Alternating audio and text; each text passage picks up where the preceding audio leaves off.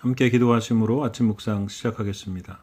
사랑과 은혜의 하나님 아버지, 이 아침에도 먼저 주님을 바라고 찬송하며 예배하며 살게 하시니 감사합니다. 어디를 가서 무엇을 하든 하나님 앞에 있음을 기억하고 어떤 것에도 놀라지 않고 두려워하지 않으며 하나님 앞에서 평안의 삶을 살아가는 우리가 될 수 있도록 인도해 주시옵소서.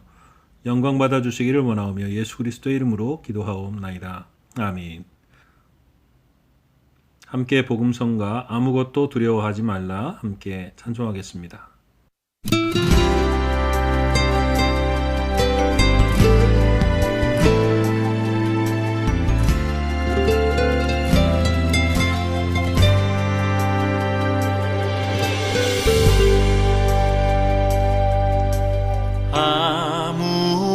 아무것도 두려워 말라.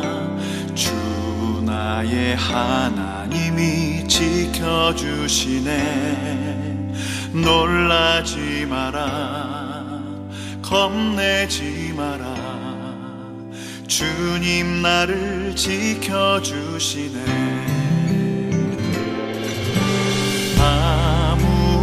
아무것도 두려워 말라. 주 나의 하나님이 지켜주시네. 놀라지 마라, 겁내지 마라. 주님 나를 지켜주시네.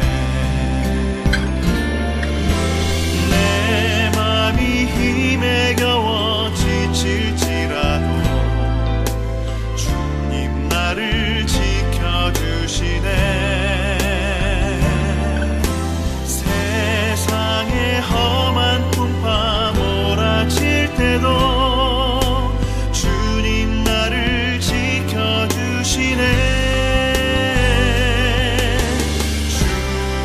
주님은 나의 산성, 주님은 나의 요새, 주님은 나의 소망, 나의 힘이 되신 여호와.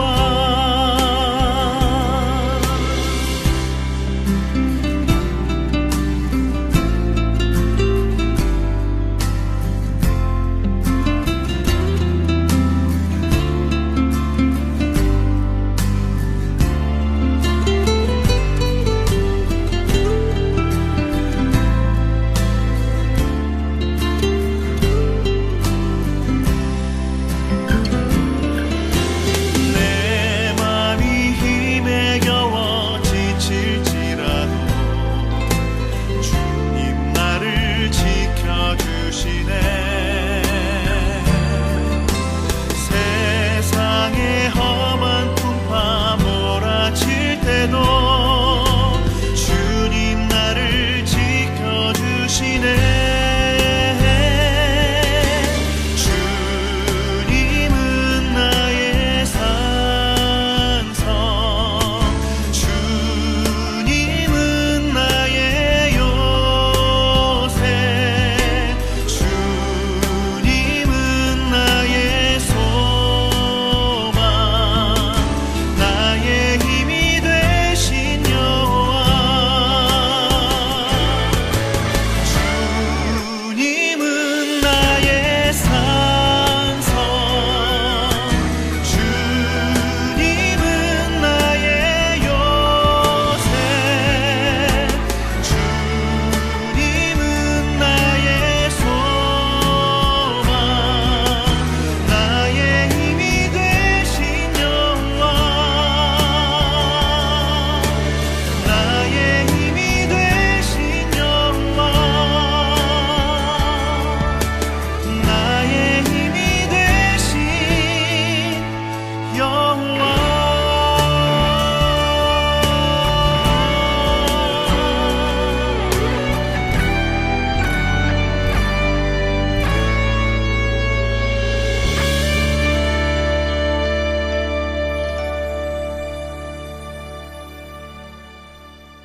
이 시간 우리에게 주시는 하나님의 말씀은 열왕기상 20장 29절에서 34절까지의 말씀입니다.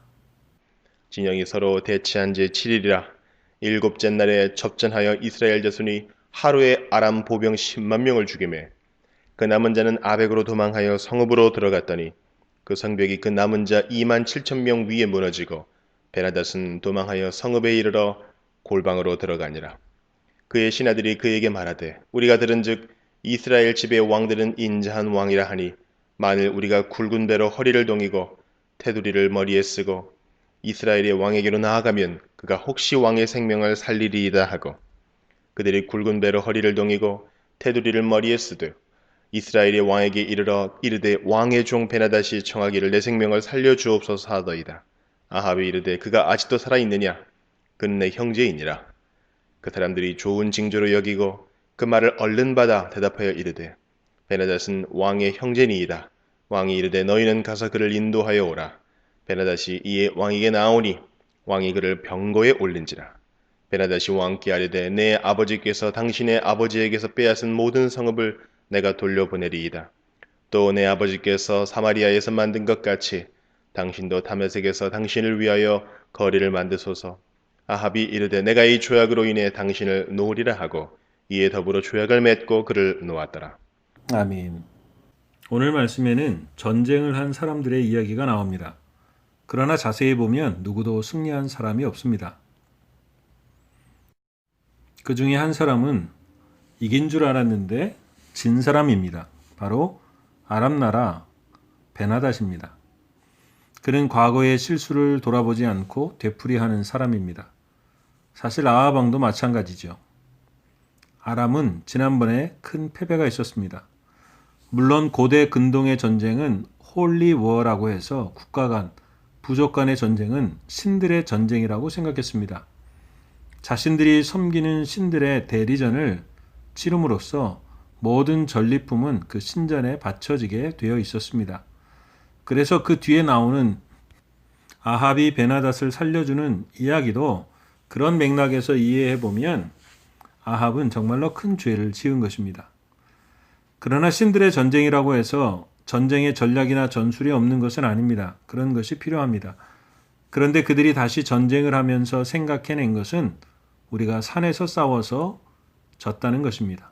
이제는 평지에서 싸워야 한다는 것입니다. 즉 우리의 신이 평지에서 강한 신이기 때문에 그렇게 해야 된다는 것이죠. 자신의 과거를 돌아보지 않는 사람들은 실패할 수밖에 없는 사람들인 것입니다. 그들은 교만했고 전쟁 중에 술에 취해 있었습니다. 그렇다고 한다면 그런 실수와 실패를 되돌아보아야 하는데 그렇지 못했다라는 것이죠. 여러 가지 방안을 세우고 보충을 했지만 결국 평지에서 싸워야 한다는 것이었습니다. 첫 번째 전쟁 후 하나님의 선지자는 아합 왕에게 가서 이렇게 이야기합니다. 왕은 가서 힘을 기르고 왕께서 행할 일을 알고 준비하소서. 해가 바뀌면 아람 왕이 치러 오리이다 하니라. 하나님의 선지자는 아합 왕을 준비케 합니다. 아람 왕도 준비하지 않은 것은 아니지만 그들의 핵심은 산이 아니라 평지에 있었다라는 것이죠. 잘못한 것입니다. 개가 그 토한 것을 도로 먹는 것 같이 미련한 자는 그 미련한 것을 거듭 행하느니라. 잠언은 말씀합니다. 미련한 것을 거듭 행하는 것은 미련한 것입니다. 더구나 실수한 것을 거듭 행하는 것은 패배의 삶이 될 수밖에 없다는 것입니다. 예수님은 부활 후에 갈릴리 바닷가에서 제자들을 만나 아침을 준비하면서 피워놓은 모닥불 앞에서 베드로에게 물으셨습니다. 네가 이 사람들보다 나를 더 사랑하느냐? 3번이나 그렇게 물으셨고 대답을 들으셨습니다. 그 이야기를 듣는 베드로나 그 말씀을 읽는 우리나 모두가 그 대제사장의 집 모닥불 앞에서 베드로가 3번이나 주님을 부인했던 일을 떠올리게 되는 것입니다. 예수님은 왜 그렇게 하셨을까요? 예수님은 그 일을 들추어 베드로를 부끄럽게 하려는 것이 아니라 오히려 그런 상황 가운데서 다시 지지 않도록, 그런 상황을 다시 만나게 될 때 패배하는 모습으로 살지 않도록, 또 자기 연민이나 좌절감에 빠지지 않도록 회복하고 극복해 나가도록 하신 것입니다. 전설에 의하면 베드로는 닭이 울 때마다 밖에 나가 울었다는 이야기를 듣곤 합니다. 그러나 제 생각에는 전혀 그렇지 않았을 것 같습니다. 예수님은 그 일을 극복하게 하셨기 때문에 그렇습니다. 실패를 비켜가고 못 본 척 넘어가면 또 거기에 걸려 넘어지고 실패할 수밖에 없습니다. 그래서 하나님은 그것을 극복하고 넘어가길 원합니다. 아람 사람들은 과거의 실수에서 자신들의 문제를 바로 찾아내지 못하고 다른 핑계를 댔습니다. 그리고 패배합니다. 우리의 실수는 이런 것이 있지는 않습니까? 아르헨티나를 살아가면서 그러한 이야기를 자주 듣습니다. 아르헨티나는 주기가 있다라는 것이죠. 근데 그것을 보면 비슷한 일들을 똑같이 겪고 넘어간다는 것입니다. 우리가 그것에 대해서 이야기하면서 자랑으로 이야기하지 않습니다. 오히려 왜 그런 실수를 반복하게 될까 하는 마음으로 그 이야기를 하게 되는데요. 오늘 우리의 신앙과 삶에도 그런 일이 있지는 않은지 되돌아보아야 합니다. 예수님께서 내가 세상을 이기었노라 하신 것처럼 우리의 신앙과 삶에서 세상을 이기고 하나님의 것으로 승리하는 삶을 살기를 원합니다. 오늘 우리의 삶을 돌아보며 변명대로 제대로 돌아보지 않았던 우리의 실수와 실패들을 하나님이 말씀 앞에서 다시 돌이켜 보게 하십니다. 이것을 극복하여 승리하는 삶을 살아가는 우리가 되기를 원하고 계신다라는 것이죠. 오늘 우리에게 지혜를 주셔서 우리가 자주 넘어지고 실패하고 실수하는 것들 속에서 다시 일어나 하나님의 말씀으로 든든히 서서 새로운 길을 달려가는 지혜로운 우리가 될 수 있기를 주님의 이름으로 축복합니다. 오늘 말씀의 또 한 가지는 우리가 세상에 지게 되는 한 가지 원인은 외형적인 것을 의지하며 살기 때문에 그렇습니다. 새끼 염소의 두 적은 떼와 땅에 가득한 아람 왕 자신의 숫자를 비교해 보았을 때 지난번과 같은 교만함이 아람 왕 베나닷에게 있었던 것입니다. 사실 우리도 늘 그것의 마음을 빼앗기고 살아갑니다. 그렇지 않다라는 것을 알면서도 믿으면서도 우리는 이런 어리석음을 가지고 살아갈 때가 많습니다. 늘 외형적인 것을 비교하고 살아갑니다. 그러나 우리는 착각하지 말아야 합니다. 세상의 주인공은 내가 아닙니다. 세상의 주인공은 많이 가지고 힘이 있고 높은 사람들이 세상의 주인공이 아니고 세상도 그들의 세상이 아니라는 것입니다.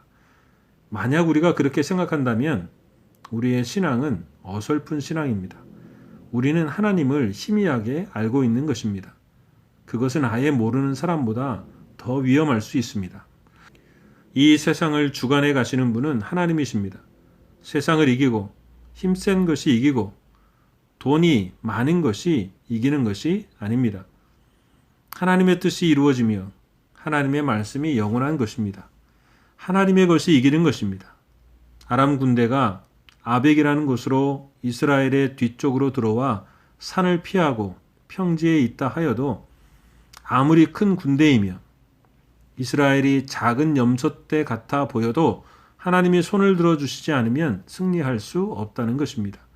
이것이 하나님의 백성, 자녀들, 그리스도인의 담대함입니다.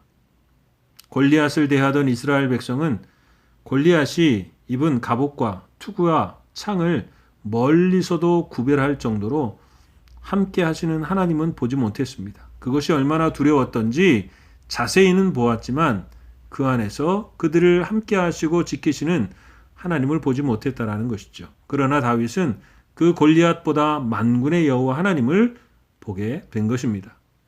세상은 외형으로 힘으로 보이며 우리를 누르고 주눅들게 하려 하지만 하나님의 백성은 모든 전쟁이 하나님께 속해 있으며 그 승패가 그의 손안에 있음을 믿고 하나님을 의지하며 살아가는 사람들입니다.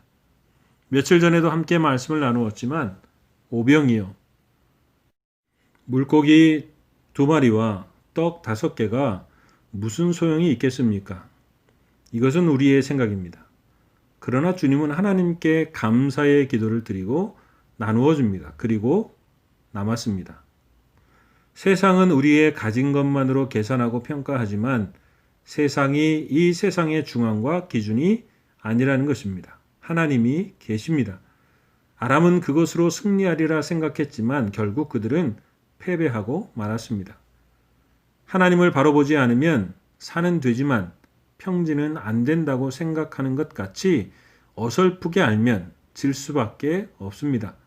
그러나 하나님을 바라보고 그 말씀을 의지하여 살면 살게 됩니다. 살게 하십니다.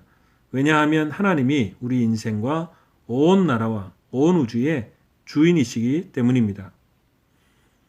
오늘의 모든 현상과 상황 속에서 우리가 보고 있는 것은 무엇입니까? 아무리 현란한 것이 빛나서 우리의 눈을 유혹한다고 할지라도, 아무리 큰 것이 우리 앞에서 우리를 짓눌러 온다 할지라도 다시 우리의 눈을 비비고 믿음의 눈을 떠서 바로 주님을 보아야 할 때입니다. 그 믿음의 눈을 똑바로 떠야 할 때입니다. 온전히 하나님만 바라고 나아가 승리하는 우리의 삶이 될 수 있기를 주님의 이름으로 축복합니다. 함께 기도하겠습니다. 사랑과 은혜의 하나님 아버지 감사합니다. 우리의 눈을 들어 주님을 볼 수 있도록 도와주시고 다른 곳을 보며 우리의 눈이 흐트러지지 않도록 인도하여 주시니 감사합니다. 우리의 마음과 생각을 주님께 늘 메어두어 다른 것에 흔들리지 않도록 인도해 주시고 우리를 승리의 삶으로 인도해 주시옵소서. 오늘의 삶이 답답하고 어려운 일이 많이 있지만 그것을 이기시는 것은, 그것을 인도해 가시는 분은 하나님이십니다. 그 하나님을 온전히 바라보고 나아가 승리하는 오늘의 삶이 될 수 있도록 인도해 주시기를 원하오며 예수 그리스도의 이름으로 기도하오나이다. 아멘. 하늘에 계신 우리 아버지, 아버지의 이름을 거룩하게 하시며 아버지의 나라가 오게 하시며 아버지의 뜻이 하늘에서와 같이 땅에서도 이루어지게 하소서. 오늘 우리에게 일용할 양식을 주시고 우리가 우리에게 잘못한 사람을 용서하여 준 것 같이 우리 죄를 용서하여 주시고 우리를 시험에 빠지지 않게 하시고 악에서 구하소서. 나라와 권능과 영광이 영원히 아버지의 것입니다. 아멘.